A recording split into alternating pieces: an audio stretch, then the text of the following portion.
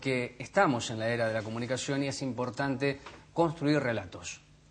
Uno de los más fuertes y que yo creo que caló muy profundo en el sentimiento de la clase media progresista es la idea que la Argentina inició un proceso de desendeudamiento. Esto es, no le debemos tanto, nos sacamos de encima al Fondo Monetario Internacional y todo aquello que ha escuchado en estos largos años. Alejandro Olmos Gaona es un historiador.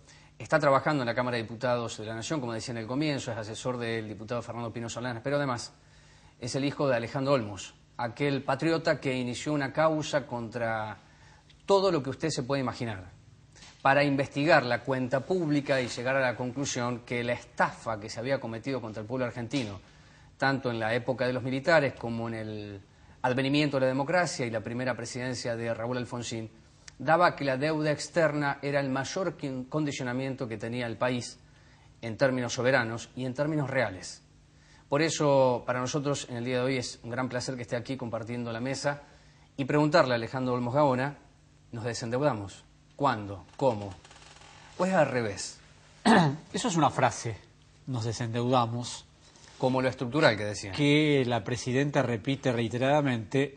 Y me acuerdo que en las dos últimas inauguraciones del periodo legislativo dijo que era el mayor desendeudamiento de la historia porque la deuda había bajado el 70%. Entonces, yo que tengo buena memoria, pero a veces cuando veo que la presidenta de la Nación en la Cámara de Diputados dice eso, fui a los números, pero no a los números míos, a los números del Ministerio de Economía. Entonces dije, ¿cómo es posible que si en el año 2005 teníamos una deuda de 171.000 millones de dólares, si pagamos desde el 2005 hasta hoy alrededor de 60.000 millones, ¿cómo es posible que la deuda hoy esté en 190.000? ¿Dónde está esa quita, ese 70%? Lo que ocurre es que primero se miente descaradamente. Y se miente descaradamente en lo que son los índices de inflación, de pobreza, de indigencia, porque por supuesto nadie ignora que lo del INDEC no es una cuestión de la oposición, sino es algo que causa hilaridad en el mundo entero. Yo me acuerdo que almorzando con el presidente Correa el año pasado, en esos almuerzos que voy en enero, le conté que el gobierno argentino decía que se habían desendeudado un 70% y se empezó a reír a carcajadas, porque además dicen que la Argentina, que el Ecuador copió el modelo argentino de desendeudamiento. Por otro lado, Rubén, hay una realidad. Las cifras, aún manipuladas, son claras.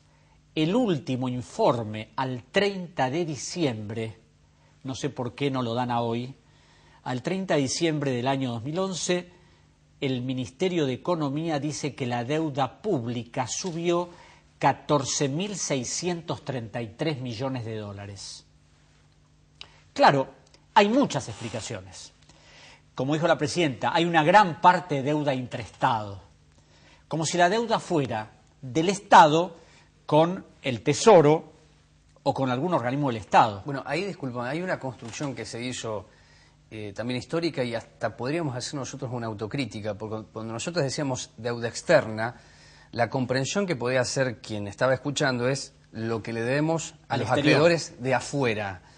Hoy, si se dice debemos menos afuera, probablemente tenga un sentido y el oficialismo se pare allí. Ahora, cuando decimos deuda intraestatal y deuda pública, cambia el escenario y vamos a los números reales. Claro, además. Y estos números reales indican que todo creció.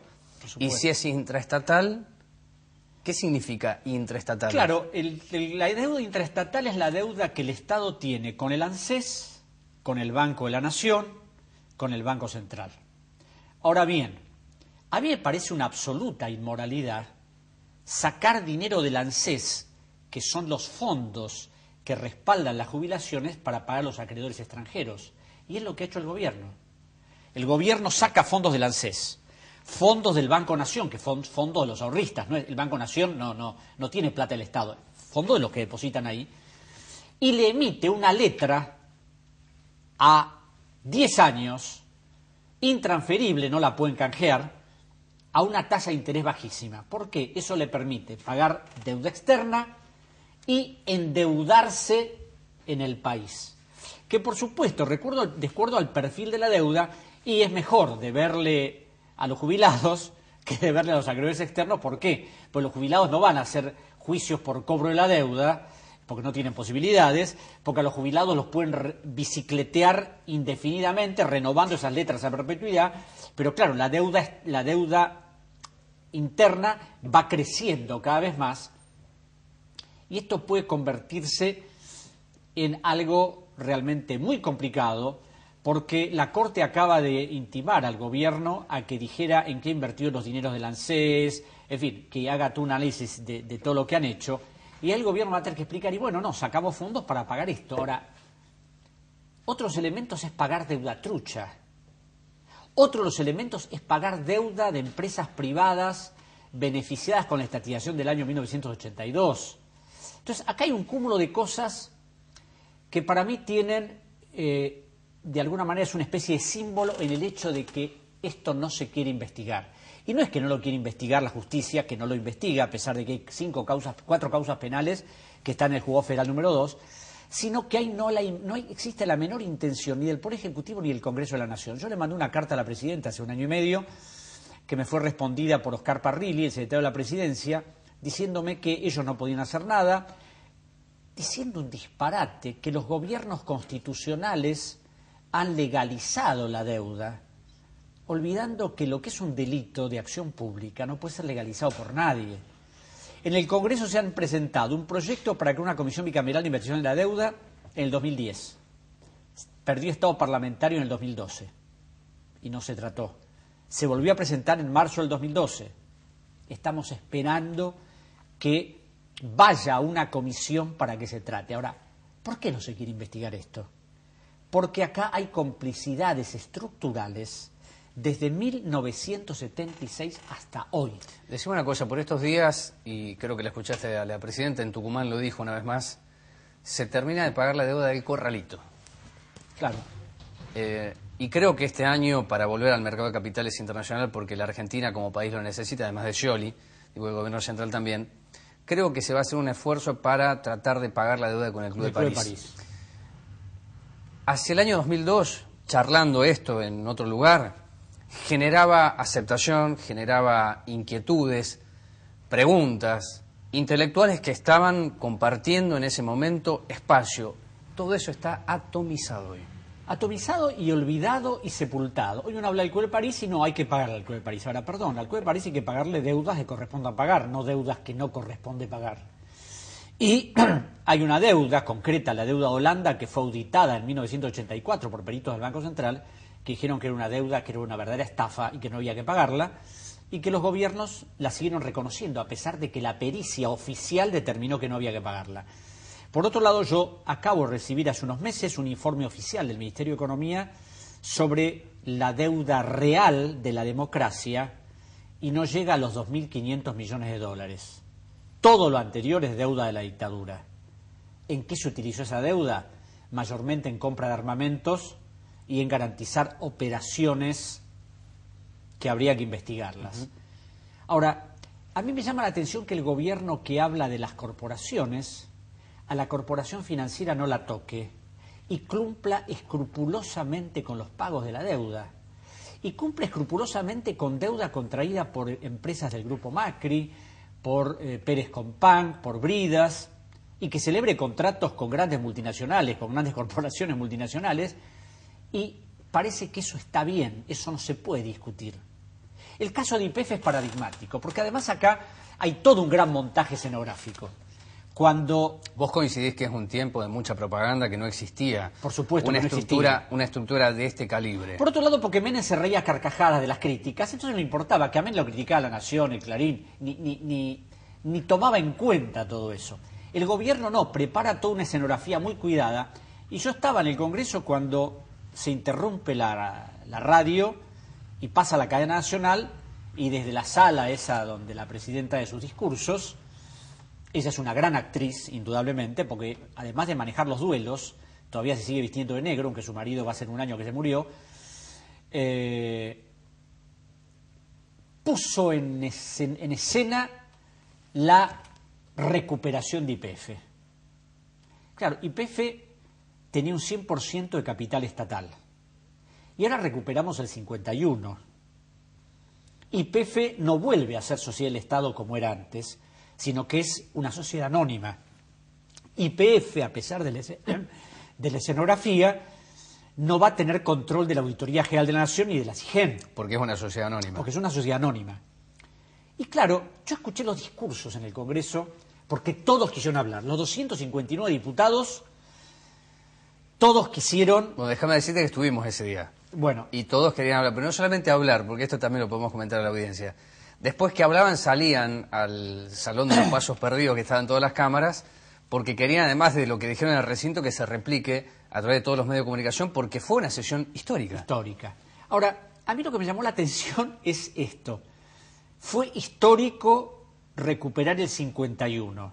Y en el 92, muchos diputados que están ahora, como Kunkel, dijeron lo mismo cuando en el 92 se privatizó. Y como yo no tengo mala memoria, aunque lamentablemente en la Argentina pareciera que los argentinos tenemos muy mala memoria, recordaba que cuando se dictó la ley de privatización de YPF fue una algarabía igual a la de ahora cuando se recuperó el 51%, con un agravante, que ahora recuperamos una parte de una empresa con graves problemas, con varios juicios en el exterior. Hoy acaban de iniciar, o ayer, un juicio en los Estados Unidos, y el expresidente Kirchner y su actual mujer fueron los que encabezaron el lobby de provincias petroleras para que YPF fuera liquidada. Ahora, yo pregunto, ¿es posible? Claro, uno evoluciona, cambia, es decir, uno no puede quedarse a veces con el mismo pensamiento.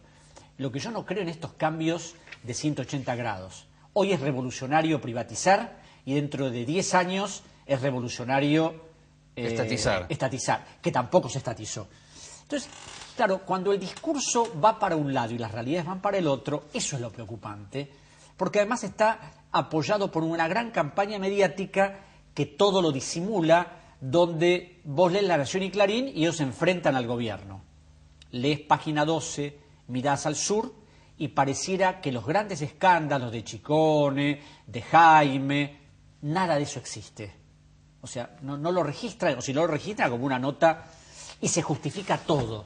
Se justifican desde las cosas pequeñas hasta las cosas grandes. Ahora, lo más grave de todo es que en la Argentina, con 7.000 millones de dólares, de acuerdo a cálculos hechos por Claudio Lozano del FAP, por Rodolfo Terráneo de la Unión Cívica Radical y otros economistas, la pobreza en la Argentina desaparece. ¿Por qué no? 7.000 millones. 7.000 millones de dólares. ¿Por qué no desaparece la pobreza en la Argentina? Porque este año hay que pagar 10.000 millones de dólares de deuda. Bueno, vamos a ese punto. Entre la Interestado y la otra. Vamos a ese punto del pago de 10.000 millones de dólares. ¿Vos encontrás alguna similitud, alguna explicación a este cepo que se le pone al dólar porque hay una necesidad de capturar todos los recursos y hacer frente a esa obligación que es honrar a la patria, porque se sigue sosteniendo desde ese lugar, desde ese concepto político, cultural y económico? Claro, porque en la ley de presupuesto, en el artículo 43, se dispone que el Estado Nacional utilizará reservas del Banco Central por 5.600 millones de dólares para el fondo de desendeudamiento, pues se sigue llamando así. El problema es que la base monetaria, que es de alrededor de 47.000 millones y fracción, estaba equilibrada con las reservas, es decir, que no había posibilidades de pagar con esas reservas. Entonces, clic, modifiquemos la Carta Orgánica. Las reservas ya no van a respaldar la base monetaria, sino de acuerdo a decisiones del directorio del Banco Central, que establecerá, de acuerdo a su leal saber y entender, el monto de la base monetaria que es respaldado por las reservas. Entonces, claro, ya se cubren y ya el Banco Central va a entregar esa plata. Ahora, el Banco Central entrega ese dinero y ¿qué recibe a cambio el Tesoro? Un papel. Un papel. Y por otro lado, en esta gran ficción de números... Digamos, a quien está mirando un papel es una letra. Claro. A cobrar a 10 años. A 10 años. A una tasa de interés bajísima. Ahora... Es como un pagaré. Vamos a yo no sé así. Si te acordás que la presidenta dijo algo que es lógico, porque ¿qué pasa? Acá mezclan las cosas lógicas con las que no... Es decir, dicen una serie de cosas que en sí está bien. Lo que no dicen es la contrapartida. Entonces, cuando la presidenta dijo, ¿qué sentido tiene que tengamos nuestras reservas internacionales puestas en bancos extranjeros que nos dan el medio o el 1% anual y paguemos deuda al 8, al 6? Era lógico. Paguemos deuda. No es para aplaudir, además. Para aplaudir. Claro, lo que la presidenta no dice es la contrapartida de eso. Como en este momento hay una gran emisión monetaria de hace tiempo, el gobierno, para evitar que esa emisión monetaria tenga efectos inflacionarios, las esteriliza largando letras el Banco Central al mercado y recuperando los pesos. Okay. Esas letras, Novak y Levac, son emitidas a una tasa. Acabo de ver en ámbito financiero hace unos días la última colocación de Levac, 14,75% de interés anual. ¿Quién está comprando esas letras? ¿Quién compra esas letras? El Citibank, el Bank of America, el Banco Credit Corp, el Banco de Galicia, bancos nacionales y extranjeros. Claro, como acá hay un reciclaje permanente, en la emisión de Levac del otro día, se emitieron, había que rescatar letras por 1.158 millones. Se emitieron letras y fueron adquiridas por alrededor de 1.700 millones. O sea que tomamos, pagamos. Pagaron 1.158 y nos quedamos, pero claro, es decir, significa nueva deuda, porque esas son letras, en algunos casos a corto plazo, el plazo máximo son 600 días, eso hay que pagarlo, y no hay que pagarlo al ANSES, no es deuda intraestado. Entonces, vos hacés las cuentas, 47.000 millones de reservas, para ser generosos, no llegan a eso. El gobierno tiene 6.000 millones de encajes y tiene alrededor de 4.000 millones de dólares de préstamos de otros bancos. Es decir, al Banco Central hay que deducirle esos 10.000. O sea, sobre 47.000 ya no son 40, son 37. Ahora, esos 37 tienen una deuda cuasi fiscal de Novak y Levac que en este momento debe estar alrededor de los 22.000 millones de dólares. Quedan 11. Que si acá llega a haber una gran corrida especulativa de, bueno, Stiglitz apostó contra el Banco de Inglaterra, que por supuesto es mucho más poderoso que el Banco Central, si acá llegara a haber una gran corrida especulativa, no sé qué va a hacer el Banco Central.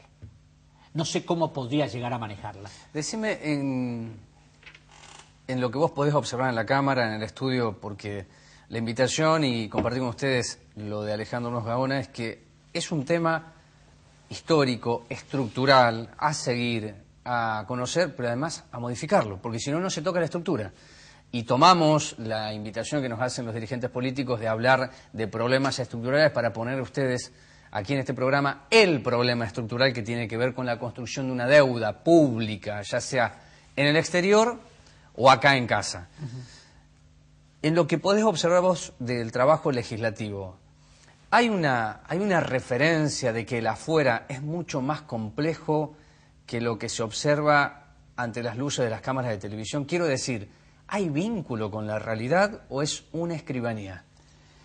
Bueno, yo personalmente... Yo no sé si es escribanía, porque no sé qué están haciendo. Mira, yo realmente manejo con ejemplos concretos y contundentes. Cuando la oposición ganó en el 2009 y tuvo mayoría en la Cámara de Diputados, el oficialismo hizo absolutamente todo lo posible para obstruir cualquier proceso. Y lo lograron porque se manejaron con mucha mayor habilidad. El año pasado hice un trabajo que mandé a la web diciendo «Trabajan los diputados», donde mostraba que la gran parte de las comisiones más importantes de la Cámara no se habían reunido en todo el año pasado. La única respuesta que recibí fue del diputado Alfredo Atanasov, presidente de la Comisión de Relaciones Exteriores de la Cámara de Diputados, que me dijo que en vez de reunirse 2 veces, como yo decía, en un año se habían reunido 4. Y que además me mandaba una larga lista de actividades de lo que habían hecho. Almuerzos, cenas y visitas con diplomáticos y funcionarios extranjeros, como si esa fuera la labor legislativa. Este año, mayoría absoluta del Frente para la Victoria. La Comisión de Peticiones, Poderes y Reglamentos que preside el diputado Kunkel se reunió en lo que va del año 2 veces. La semana pasada para constituir una comisión bicameral para analizar la reforma del Código Civil y el Código de Comercio, para unificarlos, y la otra semana para firmar 3 proyectos de declaración absolutamente prescindibles. Y lo insólito, yo realmente nunca leo la labor parlamentaria, que es lo que se va a tratar en la sesión. En la reunión anterior a la que fue el jefe de gabinete, se presentaron varios proyectos, se pidió un tratamiento sobre tablas de varios proyectos para elevar el tope del impuesto a las ganancias, absolutamente vetado por el Frente para la Victoria, claro, que no quiso discutirlo. El Frente para la Victoria propuso una ley de fertilización asistida. Hubo algunos pequeños cambios que sugirió la oposición. Invariablemente la misma informante respondía: no aceptamos modificaciones. Ahora, yo pregunto, ¿qué sentido tiene un debate si el partido mayoritario no acepta absolutamente nada de los otros? Punto número 1. Y cuando escucho, pues yo estaba escuchando la sesión por el sistema de internet que tenemos, veo entre los otros proyectos que se aprobaban, se aprueba el Día del Oyente de Radio. Yo dije, no puede ser que haya escuchado. Entonces ahí pido la labor parlamentaria y fuera de una cosa que quisieron presentar los opositores y fue denegada, y fuera de esa ley que no aceptó modificaciones, se aprobaron las siguientes leyes fundamentales para la República Argentina. Día del Oyente de Radio, declaración de la Puerto Madryn como capital del turismo bioceánico, declaración de la ciudad de San Carlos de Bariloche como capital del turismo aventura, declarar de interés de la Honorable Cámara de Diputados la fiesta del títere en azul. Bien. Claro, pues si te están tomando el pelo. ¿Es posible que un país que le paga 40.000 pesos por mes a sus diputados, más viajes en avión, asesores y toda una estructura impresionante, se dediquen? Claro, yo mandé una nota al sitio que tengo en Facebook y dije, lamentablemente se olvidó de poner el día del estúpido, ¿no? Porque realmente me pareció inconcebible semejante cosa.